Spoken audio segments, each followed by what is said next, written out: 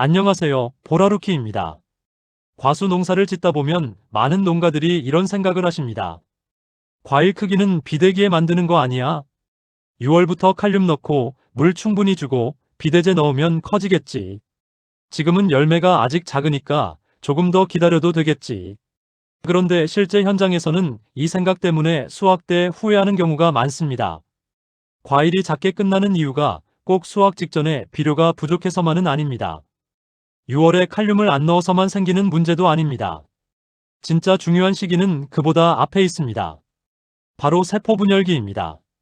이 시기에 과일 안에서 세포 숫자가 충분히 만들어지지 않으면 나중에 아무리 비료를 넣고 물을 줘도 과일이 커지는데 한계가 생깁니다. 쉽게 말하면 이렇게 보시면 됩니다. 세포 분열기는 과일의 그릇을 만드는 시기이고 세포 비대기는 그 그릇을 채우는 시기입니다. 그릇이 작게 만들어졌는데 나중에 물과 비료를 많이 넣는다고 해서 과일이 무한정 커지지는 않습니다. 반대로 세포 분열기에 세포수가 충분히 만들어져 있으면 비대기에 물과 양분이 들어왔을 때 과일이 훨씬 안정적으로 커질 수 있습니다. 그래서 오늘은 5월 세포 분열기를 어떻게 봐야 하는지 현장에서 바로 적용할 수 있게 하나씩 정리해 보겠습니다. 오늘 내용은 단순히 칼슘 치세요, 인산 넣으세요, 칼륨은 나중에 쓰세요, 이런 이야기가 아닙니다. 5월 세포 분열기에 농가가 실제로 무엇을 봐야 하는지, 어떤 비료는 조심해야 하는지, 칼슘은 어느 정도 농도로 접근하는 게 좋은지, 또 농약과 같이 넣을 때 무엇을 빼야 하는지까지 현장 기준으로 풀어드리려고 합니다. 특히 사과, 배, 복숭아, 포도, 감귤 농가라면 이 시기 관리를 가볍게 보면 안 됩니다. 세포 분열기 관리를 잘못하면 과일 크기만 문제가 되는 게 아닙니다. 사과에서는 고두병이나 저장성 저하가 나올 수 있고 포도나 감귤에서는 열과나 과피 장애로 이어질 수 있습니다. 복숭아처럼 조직이 약한 과실은 과육연화나 저장성 문제까지 연결될 수 있습니다. 그러니까 오늘 내용은 단순한 영양제 이야기가 아니라 올해 과일의 크기와 품질을 결정하는 기본 관리라고 보시면 됩니다. 세포 분열기는 과수 농사에서 정말 중요한 시기입니다. 많은 농가들이 과일 크기는 비대기에 만든다고 생각합니다. 물 많이 주고 칼륨 넣고 비대용 영양제 쓰면 그때부터 과일이 커진다고 보는 경우가 많습니다. 물론 비대기도 중요합니다. 비대기에 물과 양분이 부족하면 과일이 제대로 크기 어렵습니다. 하지만 비대기에 과일이 얼마나 커질 수 있는지는 그 전에 이미 상당 부분 결정되어 있습니다. 왜냐하면 세포 분열기에는 과일 안에 세포 숫자가 만들어지기 때문입니다. 과일이 커진다는 것은 단순히 풍선처럼 부푸는 게 아닙니다. 먼저 세포수가 만들어지고 그 다음 만들어진 세포 하나하나가 커지면서 전체 과일 크기가 올라갑니다.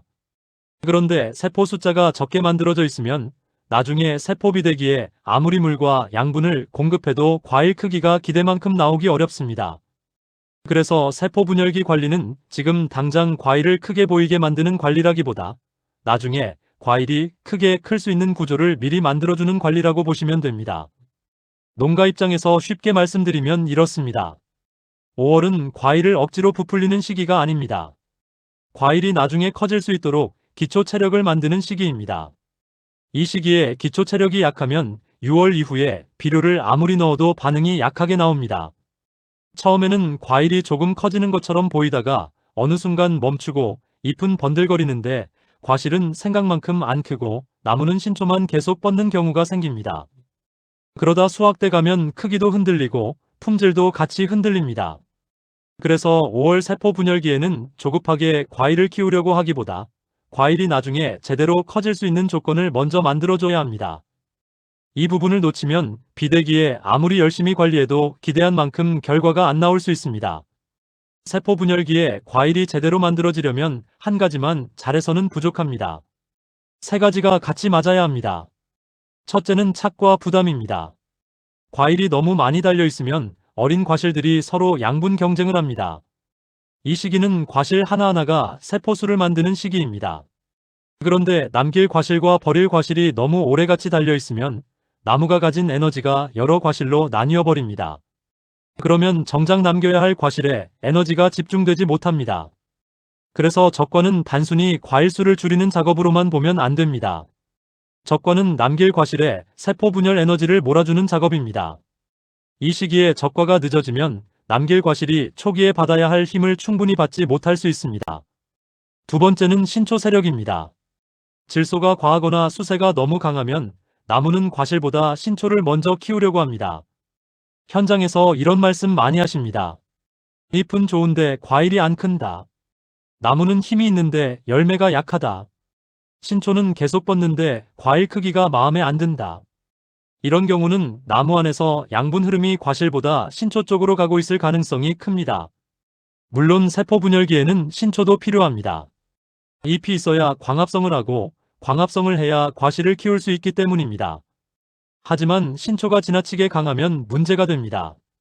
과실로 가야 할 칼슘, 물, 동화산물 흐름이 가지와 새순 쪽으로 먼저 빠져나갈 수 있습니다. 그러면 어린 과실은 세포 숫자를 충분히 만들기 어렵습니다. 그래서 5월에는 단순히 나무가 세게 자란다고 좋아할 일이 아닙니다. 신초가 너무 강하면 과실은 오히려 밀릴 수 있다는 점을 꼭 보셔야 합니다. 세 번째는 양분과 물의 흐름입니다.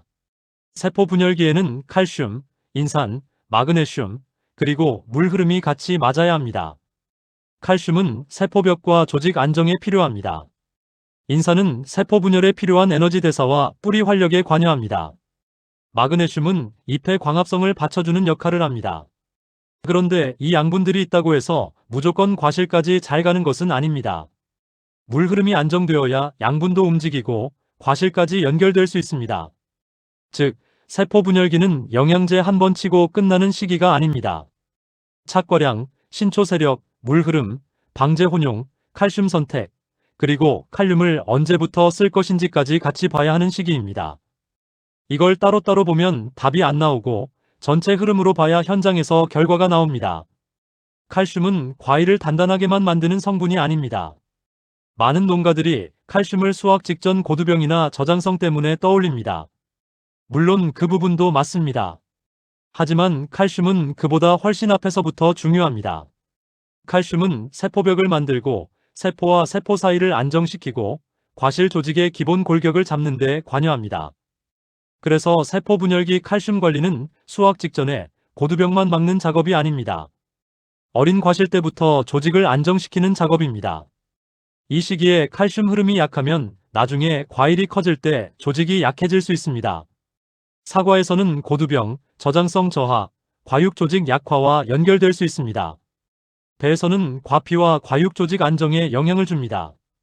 복숭아에서는 과실 연화와 저장성 문제로 이어질 수 있습니다. 포도에서는 열과와 착립 후 알 조직 안정에 영향을 줄 수 있습니다. 감귤에서는 과피 조직과 생리장애 관리와 연결됩니다. 결국 칼슘은 수확 직전에만 보는 성분이 아니라 어린 과실이 만들어지는 초기에 먼저 봐야 할 성분입니다. 여기서 꼭 기억하셔야 할 점이 있습니다. 칼슘은 많이 준다고 바로 과실로 잘 가는 성분이 아닙니다. 칼슘은 식물체 안에서 이동성이 낮습니다. 특히 과실 쪽으로 마음대로 잘 이동하지 않습니다. 그래서 칼슘은 한 번 강하게 치는 것보다 낮은 농도로 반복하고 어린 과실에 실제로 닿게 하고 물 흐름을 안정시키는 것이 중요합니다. 칼슘은 많이 넣는 기술보다 사고 없이 반복하는 기술이 더 중요합니다. 염화칼슘을 무조건 권하면 안 되는 이유도 여기에 있습니다. 칼슘 이야기를 하면 가장 많이 나오는 것이 염화칼슘입니다. 염화칼슘은 장점이 분명합니다. 칼슘 함량이 높고 가격이 비교적 낮고 과수에서 오랫동안 사용된 자료도 많습니다. 그래서 염화칼슘은 칼슘 연면 시비의 기준점으로 볼 수 있습니다. 하지만 단점도 분명합니다. 염화칼슘은 염류 부담이 있고 과실과 잎에 약해를 만들 수 있습니다. 특히 어린 과실기에는 더 조심해야 합니다. 고온, 강광, 어린 과실, 약한 나무, 복잡한 농약 혼용, 전착제, 침투 확산제, 유제 농약, 캡탄계 살균제와 겹치면 약해 위험이 커질 수 있습니다. 그래서 농가에게 염화칼슘을 좋으니까 그냥 치십시오. 이렇게 말하면 안 됩니다. 정확하게 말하면 이렇습니다. 염화칼슘은 칼슘 연면 시비의 기준점으로 볼 수는 있지만 어린 과실기에는 농도와 혼용 조건을 잘못 잡으면 약해 위험이 큰 자재입니다. 특히 세포 분열기에는 과피가 아직 약합니다. 사과, 배, 복숭아처럼 어린 과실 표면이 민감한 작물은 더 조심해서 접근해야 합니다. 염화칼슘은 단순하고 저렴하지만 결코 쉬운 칼슘제는 아닙니다. 농가분들에게는 제품명보다 순수 CAO 기준으로 설명하는 것이 훨씬 정확합니다. 왜냐하면 칼슘제마다 실제 함량이 다르기 때문입니다. 염화칼슘, 질산칼슘, 초산칼슘, 개미산칼슘, 아미노산칼슘, 킬레이트칼슘, 리그노설폰산칼슘, 현탁성칼슘 모두 칼슘제라고 팔리지만 실제 함량과 성격은 다릅니다. 여기서 꼭 기억하셔야 할 점이 있습니다. 제품 라벨에는 CA로 적힌 것도 있고 CAO로 적힌 것도 있습니다. CA와 CAO는 같은 숫자가 아닙니다. 그래서 제품별 권장 희석 배수와 실제 함량을 반드시 같이 봐야 합니다. 세포 분열기 어린 과실 기준으로는 농약과 혼용하는 현실까지 고려했을 때 순수 CAO 기준 약 500에서 1500 ppm 범위를 현실적인 기준으로 볼 수 있습니다. 아주 민감한 시기, 어린 과실, 솜털이 남아있는 시기, 복잡한 혼용, 고온과 강광 조건에서는 500에서 800 ppm CAO 수준으로 낮게 접근하는 것이 안전합니다. 과피가 어느 정도 안정되고 단순 혼용이고 품종이 민감하지 않고 날씨 조건이 좋다면 1000에서 1500 ppm CAO 수준까지 볼 수 있습니다. 하지만 여기서 중요한 것은 욕심내지 않는 것입니다. 염화칼슘으로 환산하면 농도가 생각보다 빨리 올라갑니다. 예를 들어 무수 염화칼슘이 CAO 환산 약 50% 전후라고 보면 0.1% 염화칼슘은 대략 CAO 500 ppm 수준, 0.2% 염화칼슘은 대략 CAO 1000 ppm 수준, 0.3% 염화칼슘은 대략 CAO 1500 ppm 수준으로 볼 수 있습니다. 그렇기 때문에 어린 과실기에 0.3%를 기본 농도로 잡으면 부담이 될 수 있습니다. 0.3%는 어린 과실기 기본 농도라기보다 조건이 좋을 때 검토할 수 있는 상한선에 가깝습니다. 농약과 같이 넣는다면 처음부터 0.3%로 가기보다 과실 상태와 혼용수를 보고 0.1에서 0.2%부터 접근하는 것이 안전합니다. 정리하면 이렇습니다. 세포 분열기 칼슘은 한 번 세게 치는 것이 아니라 낮게 안전하게 반복하는 쪽으로 가야 합니다. 세포 분열기에는 칼슘 종류를 구분해서 봐야 합니다. 그냥 칼슘제라고 한마디로 묶어버리면 현장에서 판단하기가 어렵습니다. 첫째, 염화칼슘입니다. 염화칼슘은 칼슘 함량이 높고 고두병과 저장성 관리에서 오래 사용된 자재입니다. 하지만 단점은 염류 부담과 약해 위험입니다. 어린 과실, 고온, 강광, 전착제, 침투 확산제, 유제 농약, 캡탄계 살균제, 황산염, 붕소 고농도와 만나면 위험이 커질 수 있습니다. 염화칼슘은 효과 자료가 많은 자재이지만 어린 과실기에는 가장 조심해서 다뤄야 하는 칼슘제라고 보시면 됩니다. 둘째, 질산칼슘입니다. 질산칼슘은 칼슘과 질소가 같이 들어있습니다. 세력이 약하고 잎색이 옅은 나무에서는 제한적으로 검토할 수 있습니다. 하지만 신초가 이미 강하게 뻗는 나무에서는 조심해야 합니다. 왜냐하면 질산칼슘은 칼슘제이면서 동시에 질소제이기 때문입니다. 세포 분열기 강한 나무에 질산칼슘을 잘못 쓰면 칼슘 보충보다 질소 자극이 먼저 나타날 수 있습니다. 그러면 과실보다 신초가 더 뻗을 수 있습니다. 그래서 질산칼슘은 칼슘제니까 무조건 좋다, 이렇게 보면 안 됩니다. 나무 세력을 보고 써야 하는 칼슘제입니다. 셋째, 초산칼슘과 개미산칼슘 계열입니다. 이 계열은 염화칼슘보다 염소 부담이 적고 어린 과실기에 상대적으로 부드럽게 접근할 수 있는 장점이 있습니다. 다만 제품마다 칼슘 함량과 pH, 혼용성이 다릅니다. 칼슘 함량이 염화칼슘보다 낮은 경우가 많기 때문에 같은 효과를 기대하려면 실제 CAO 함량을 보고 계산해야 합니다. 넷째, 아미노산칼슘, 리그노설폰산칼슘, 유기산칼슘입니다. 이런 제품들은 대체로 약해 부담이 낮고 혼용성이 비교적 좋은 편입니다. 하지만 단점도 있습니다. 칼슘 함량이 낮은 경우가 많다는 점입니다. 제품명은 칼슘제인데 실제 CAO가 5%, 8%, 10% 수준이라면 염화칼슘처럼 강한 칼슘 공급 효과를 기대하기는 어렵습니다. 그래서 이런 제품은 강한 보충제라기보다 세포 분열기 안전한 반복 관리용으로 보는 것이 맞습니다. 다섯째, 킬레이트 칼슘입니다. 킬레이트 칼슘은 혼용성과 안정성을 강조하는 제품이 많습니다. 하지만 칼슘은 철이나 아연처럼 킬레이트만으로 모든 문제가 해결되는 성분은 아닙니다. 칼슘은 과실 내 이동성이 낮습니다. 그래서 제품 형태도 중요하지만 살포 시기, 반복 횟수, 과실 부착, 물 흐름이 더 중요합니다. 킬레이트 칼슘은 고급 자재라는 이름만 보고 판단하지 말고 실제 CaO 함량과 혼용 안정성을 같이 봐야 합니다. 여섯째, 탄산칼슘과 현탁성 칼슘입니다. 탄산칼슘 계열은 약해 부담이 낮고 표면 보호 개념으로 쓰이는 경우가 있습니다. 하지만 용해도와 흡수 측면에서는 한계가 있습니다. 따라서 세포 분열기 조직 형성을 위한 빠른 칼슘 공급원이라기보다 제품 특성에 따라 보조적으로 보는 것이 맞습니다. 결국 칼슘제는 이름으로 판단하면 안 됩니다.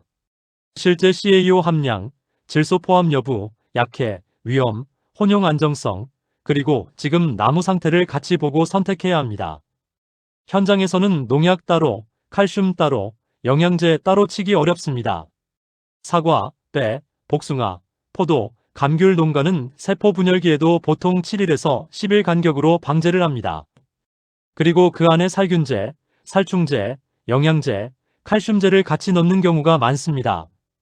그래서 이 시기에는 가장 좋은 단용 살포보다 혼용했을 때 사고가 안 나는 조합이 더 중요합니다.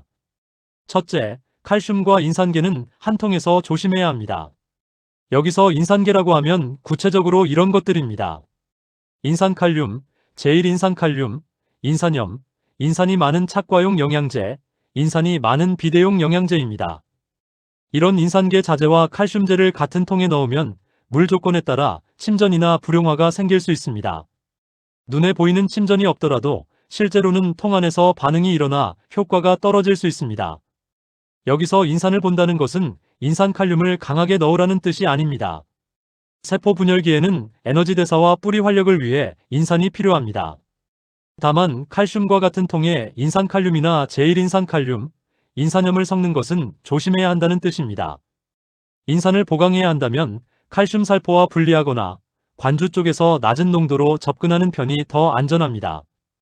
둘째, 칼슘과 황산계도 조심해야 합니다. 황산가리 성분명으로는 황산칼륨입니다. 영상에서 황산가리와 황산칼륨은 같은 의미로 보시면 됩니다. 황산가리, 즉 황산칼륨, 황산마그네슘, 황산아연, 황산망간 같은 황산염 계열은 칼슘과 함통해서 만나면 물 조건에 따라 혼탁이나 침전이 생길 수 있습니다. 특히 물이 샘물이고 중탄산이 많은 지역은 위험이 더 커집니다. 물이 알칼리성이거나 중탄산이 많으면 통 안에서 칼슘, 인산, 미량요소 반응이 더 불안정해질 수 있습니다. 셋째, 칼슘과 붕소를 무조건 같이 넣으면 안 됩니다. 붕소는 필요할 때가 있습니다. 하지만 붕소는 다량원소가 아닙니다. 많이 넣는다고 좋은 성분도 아닙니다. 오히려 과하면 약해와 생리장애 위험이 있습니다. 현장에서 칼슘에는 붕소를 꼭 같이 넣어야 한다는 말을 자주 합니다. 하지만 그렇게 단순하게 말하면 안 됩니다. 붕소가 필요한 시기와 농도가 따로 있고 칼슘과 한 통에 넣었을 때 안전한지도 따로 봐야 합니다. 특히 어린 과실기에 염화칼슘, 붕소, 농약, 전착제까지 같이 들어가면 과피 부담이 커질 수 있습니다. 넷째, 칼슘과 질산칼륨, 인산칼륨, 황산가리는 목적이 다릅니다. 질산칼륨은 칼륨과 질소를 같이 줍니다. 인산칼륨은 인산과 칼륨을 같이 줍니다. 황산가리, 즉 황산칼륨은 칼륨과 황을 줍니다. 이들은 모두 세포 비대기 이후에는 중요할 수 있습니다. 하지만 세포 분열기에는 칼륨을 주인공으로 만들면 안 됩니다. 칼륨은 필요 없는 성분이 아닙니다. 문제는 시기입니다. 세포수와 조직을 만드는 시기에 칼륨으로 과실을 먼저 부풀리려고 하면 칼슘 흐름과 마그네슘 균형이 흔들릴 수 있습니다. 일시적으로 과일이 커 보일 수는 있습니다. 하지만 조직이 약해지고 나중에 저장성이나 생리장애 쪽에서 문제가 생길 수 있습니다. 그래서 농가에게는 이렇게 말씀드리고 싶습니다. 5월 세포 분열기에는 칼륨을 완전히 빼라는 뜻이 아닙니다. 다만 질산칼륨, 인산칼륨, 황산가리를 주인공으로 만들지 마십시오. 이 시기의 주인공은 칼슘 흐름, 인산의 안정적 작동, 마그네슘 광합성, 미량요소 균형, 물 관리 신초 조절입니다. 세포 분열기에는 전착제를 습관적으로 넣으면 안 됩니다. 농가들은 보통 이렇게 생각하십니다. 전착제를 넣어야 약이 잘 붙는다. 전착제를 넣어야 영양제가 잘 흡수된다. 비싼 약 치는데 그냥 흘러내리면 손에다 맞는 말도 있습니다. 하지만 세포 분열기 어린 과실에는 이 말이 위험할 수 있습니다. 전착제는 약의 글립과 과실 표면에 오래 붙잡아둡니다. 그런데 어린 과실 표면은 아직 약합니다. 이때 염화칼슘, 농약, 영양제, 전착제가 같이 과실 표면에 오래 머물면 약해나 동록 위험이 올라갈 수 있습니다. 특히 사과, 배, 복숭아 어린 과실은 조심해야 합니다. 농약 자체에 이미 계면활성 성분이 들어있는 경우도 많습니다. 그런데 거기에 전착제를 또 넣고 칼슘도 넣고 영양제도 넣고 농약도 여러 개 넣으면 어린 과실 입장에서는 부담이 커집니다. 그래서 세포 분열기에는 이렇게 정리하시면 됩니다. 농약과 칼슘을 같이 넣는 방제에서는 전착제를 기본으로 넣지 않는 것이 안전합니다. 전착제는 넣는 기술보다 뺄 줄 아는 기술이 더 중요할 때가 있습니다. 침투 확산제는 전착제보다 더 신중해야 합니다. 침투 확산제는 흡수와 확산을 돕는 자재입니다. 하지만 어린 과실기에는 그 장점이 오히려 약해 위험으로 바뀔 수 있습니다. 왜냐하면 침투 확산제가 칼슘만 들여보내는 것이 아니기 때문입니다. 같이 섞인 농약 성분, 염류 성분, 영양제 성분까지 과피에 부담을 줄 수 있습니다. 특히 피해야 할 조합이 있습니다. 염화칼슘과 침투 확산제, 염화칼슘과 유제농약, 염화칼슘과 캡탄계 살균제, 염화칼슘과 인산칼륨, 염화칼슘과 황산마그네슘, 염화칼슘과 붕소고농도, 염화칼슘과 여러 영양제 복합 혼용입니다. 이런 조합이 무조건 모든 농가에서 사고가 난다는 뜻은 아닙니다. 하지만 어린 과실기에는 위험 조합으로 보고 조심하는 게 맞습니다. 특히 캡탄계 살균제, 유제, 오일류, 침투 확산제, 강한 칼슘제를 한 통에 여러 개 겹치는 조합은 주의해야 합니다. 제품 라벨에서 혼용 가능 여부를 확인하고 확실하지 않으면 소량 테스트 후 들어가는 것이 좋습니다. 세포 분열기 어린 과실은 약해가 생기면 회복이 어렵습니다. 약해는 어느 정도 지나갈 수 있지만 과실 표면에 생긴 동록이나 반점은 수확 때까지 남을 수 있습니다. 그래서 이 시기에는 흡수를 높이는 것보다 사고를 줄이는 것이 먼저입니다. 세포 분열기 혼용에서는 순서도 중요합니다. 현장에서는 이렇게 가는 것이 좋습니다. 먼저 물을 70에서 80% 정도 채웁니다. 그리고 물 상태를 먼저 봅니다. 물이 알칼리성이거나 중탄산이 많은 지역은 pH가 올라가고 칼슘, 인산, 미량 요소 반응이 더 불안정해집니다. 이런 물에 인산칼륨, 칼슘제, 미량 요소, 농약을 한꺼번에 넣으면 통 안에서부터 반응이 꼬일 수 있습니다. 특히 쇳물, 중탄산수, 알칼리수 지역은 같은 자재를 넣어도 혼용사고가 더 잘 날 수 있습니다. 그 다음 농약을 먼저 충분히 풀어줍니다. 수화제, 입상수화제, 액상수화제는 충분히 분산시켜야 합니다. 칼슘제는 마지막 쪽에 넣는 것이 안전합니다. 특히 염화칼슘은 미리 작은 통에 완전히 녹인 뒤 약통이 거의 찬 상태에서 천천히 넣는 것이 좋습니다. 그리고 살포 전에는 반드시 소량 혼용 테스트를 해야 합니다. 컵이나 작은 통에 실제 비율대로 물, 농약, 영양제를 넣고 10분에서 20분 정도 봅니다. 침전, 덩어리, 기름막, 열 발생, 색 변화, 층 분리가 생기면 본 살포에 들어가면 안 됩니다. 농가 입장에서 쉽게 말하면 이렇습니다. 약통 안에서 뿌옇게 변하고 가라앉는 것은 작물에 들어가기 전에 이미 반응이 끝났다는 뜻입니다. 그 상태로 살포하면 효과도 떨어지고 노즐 막힘도 생기고 약해 위험도 올라갑니다. 세포 분열기 관리는 별도 작업으로만 보지 않으셔도 됩니다. 방제 주기 안에 얹어가는 관리라고 생각하시면 됩니다. 보통 7일에서 10일 간격 방제를 기준으로 봅니다. 낙화 후 착과 확인 시기부터 세포 비대기로 넘어가기 전까지 대략 3회에서 4회 정도의 관리가 중요합니다. 첫 번째 방제는 낙화 후 착과 확인 시기입니다. 이때는 과실 표면이 가장 민감합니다. 칼슘을 강하게 밀기보다 과실 상태와 신초 세력을 먼저 봐야 합니다. 강한 나무에는 질소를 더 넣지 않는 것이 좋습니다. 신초가 이미 강하게 뻗고 있는 나무에 질산칼슘이나 질산칼륨을 넣으면 과실보다 가지를 더 밀 수 있습니다. 반대로 세력이 약하고 잎색이 옅은 나무는 회복 수준의 질소나 아미노산 계열을 낮게 검토할 수 있습니다. 하지만 이때도 강하게 밀어붙이면 안 됩니다. 칼슘은 염화칼슘 고농도보다 안전한 유기산칼슘, 아미노산칼슘, 저농도 칼슘 위주로 접근하는 것이 좋습니다. 두 번째 방제는 7일에서 10일 뒤입니다. 이때부터는 남길 과실에 에너지를 집중시켜야 합니다. 착과 부담을 줄이고 칼슘 흐름을 시작하는 구간입니다. 농약과 혼용한다면 순수 CaO 기준 500에서 1000ppm 정도로 낮게 접근하는 것이 안전합니다.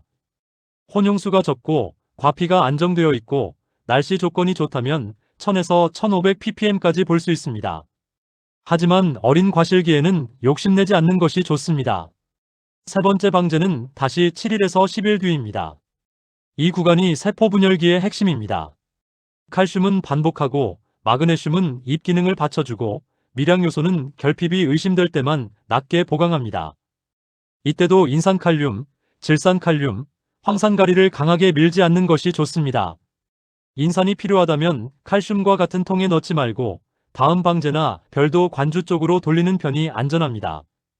네 번째 방제는 세포 비대기로 넘어가기 전입니다. 이때부터 품목과 수세에 따라 칼륨을 서서히 준비할 수 있습니다. 하지만 아직 과실 조직이 완전히 안정되지 않은 상태라면 칼륨을 강하게 밀어붙이면 안 됩니다. 세포 분열기 마지막까지 핵심은 칼슘 반복, 신초 조절, 물 흐름 안정, 혼용 사고 방지입니다. 작물별로 꼭 봐야 할 핵심도 있습니다. 사과는 세포 분열기 칼슘 관리가 특히 중요합니다. 이 시기 칼슘 흐름이 약하면 나중에 고두병, 저장성 저하, 과육 조직 약화로 이어질 수 있습니다. 하지만 사과 어린 과실은 동록에도 민감합니다. 그래서 염화칼슘을 강하게 밀기보다 농도, 날씨, 혼용 조건을 반드시 봐야 합니다. 배는 과피와 과육 조직 안정이 중요합니다. 어린 과실기 과피가 민감하기 때문에 칼슘, 붕소, 전착제, 침투확산제를 복잡하게 섞는 것은 조심해야 합니다. 복숭아는 과실 연화와 저장성 문제가 중요합니다. 세포 분열기에 조직을 안정시키는 관리는 필요하지만 복숭아 어린 과실도 약해에 민감합니다. 따라서 칼슘 농도는 낮게, 혼용은 단순하게, 살포 시간은 선선한 시간대로 잡는 것이 좋습니다. 포도는 창립 후 알 조직 안정과 열과 관리가 중요합니다. 다만 포도도 품종과 생육 단계에 따라 약해, 민감성이 다릅니다. 칼슘을 무조건 강하게 넣기보다 물 흐름, 토양 이씨, 마그네슘, 붕소 과다 여부까지 같이 봐야 합니다. 감귤은 과피 조직과 생리장애 관리가 중요합니다. 감귤은 과피가 상품성을 좌우하기 때문에 강한 혼용보다는 안전한 반복 관리가 중요합니다. 결국 작물은 다르지만 원리는 같습니다. 세포 분열기에는 과일을 빨리 부풀리는 것이 아니라 과일이 나중에 제대로 커질 수 있는 조직과 균형을 만드는 것이 핵심입니다. 농가들이 가장 많이 하는 실수는 과일이 작아 보인다고 너무 빨리 비대 쪽으로 가는 것입니다. 과일이 작아 보이면 불안합니다. 그래서 질산칼륨을 넣고 인산칼륨을 넣고 황산가리를 넣고 비대용 영양제를 일찍 넣고 싶어집니다. 하지만 이 시기에는 과일이 작아 보이는 것이 정상입니다. 아직 세포 숫자를 만드는 시기이기 때문입니다. 이때 칼륨을 주인공으로 만들면 과일이 잠깐 커 보일 수 있습니다. 하지만 조직이 충분히 만들어지기 전에 부풀리는 쪽으로 가면 나중에 과육이 약해지고 저장성이 떨어지고 생리장애가 생길 수 있습니다. 세포 분열기에는 빨리 키우는 욕심을 조금 내려놓아야 합니다. 이 시기는 많이 넣는 농사가 아니라 균형을 맞추는 농사입니다. 착과량을 정리하고 신초를 조절하고 칼슘을 낮게 반복하고 인산과 칼슘 혼용을 피하고 전착제와 침투확산제를 줄이고 물 흐름을 안정시키는 것이 중요합니다. 농가에게 가장 현실적인 결론은 분명합니다. 첫째, 세포 분열기는 과일을 키우는 시기가 아니라 과일의 그릇을 만드는 시기입니다. 둘째, 칼슘은 한 번 세게 치는 것보다 낮은 농도로 반복하는 것이 안전합니다. 셋째, 염화칼슘은 기준점으로 설명할 수 있지만 어린 과실기에는 농도, 혼용, 날씨를 잘못 잡으면 약해 위험이 큽니다. 넷째, 질산칼륨, 인산칼륨, 황산가리 같은 칼륨 비료를 5월 세포 분열기의 주인공으로 만들면 안 됩니다. 칼륨은 필요 없는 성분이 아닙니다. 하지만 시기가 중요합니다. 세포수와 조직을 만드는 시기에는 칼륨보다 칼슘 흐름, 인산의 안정적 작동, 마그네슘 광합성, 미량 요소 균형, 물 흐름, 신초 조절이 먼저입니다. 다섯째, 전착제와 침투 확산제는 무조건 넣는 것이 아닙니다. 특히 어린 과실기에는 넣는 기술보다 빼는 기술이 더 중요할 때가 많습니다. 마지막으로 꼭 기억하셨으면 합니다. 세포 분열기에는 많이 넣는 농사가 아니라 사고 없이 반복하는 농사가 중요합니다. 칼슘은 한 번 세게 치는 것보다 낮게 여러 번 가는 것이 안전합니다. 전착제와 침투 확산제는 무조건 넣는 것이 아니라 필요할 때와 뺄 때를 구분하는 것이 기술입니다. 5월에 과일이 작아 보인다고 성급하게 칼륨으로 부풀리려고 하지 마십시오. 이 시기에 해야 할 일은 과일을 크게 보이게 만드는 것이 아니라 나중에 크게 클 수 있는 그릇을 만드는 것입니다. 세포 분열기에 과일의 그릇을 제대로 만들어야 비대기에 과일이 제대로 커집니다. 오늘 내용이 도움이 되셨다면 구독, 좋아요, 알람 설정 부탁드립니다. 앞으로도 현장에서 바로 쓰는 정보로 찾아뵙겠습니다. 지금까지 보라루키였습니다.